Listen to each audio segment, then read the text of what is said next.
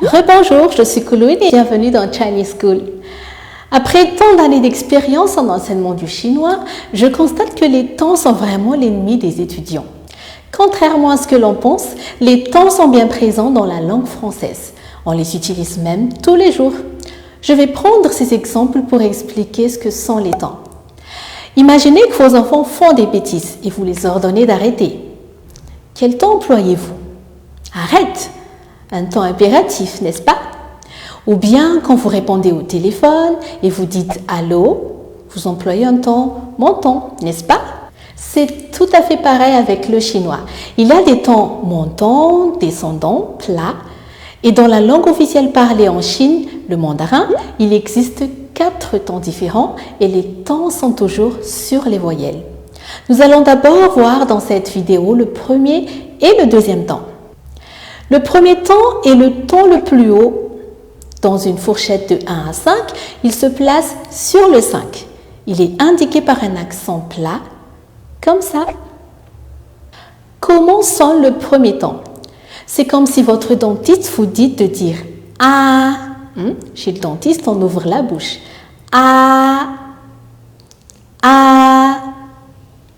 Prenons un exemple très facile avec le premier temps.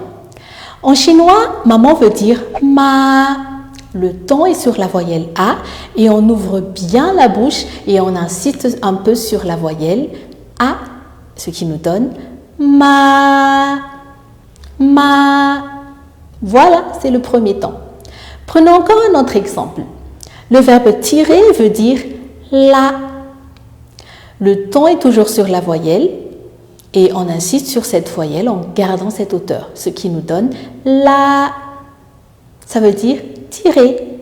Souvenez-vous que les temps sont toujours sur les voyelles. Maintenant, voyons le deuxième temps. Le deuxième temps est marqué par un accent aigu. Dans la fourchette de 1 à 5, le deuxième temps commence un peu plus bas sur le 3 et monte vers le 5. C'est un temps montant et correspond surtout au temps français quand on répond au téléphone « Allô »,« Allô ». Prenons un exemple. Pour dire « viens » ou « venez » en chinois, c'est « lai »,« lai »,« allô »,« lai ». Le temps se place sur le A et notez bien la prononciation de AI, ce n'est pas E, mais AI. Nous allons encore voir un autre exemple pour le deuxième temps. Low. Low veut dire building. Le temps se place sur le O et notez bien que OU se lit O mais non OU. Low, low. Voilà pour le premier et le deuxième temps. À tout à l'heure pour le troisième et le quatrième temps. 再见.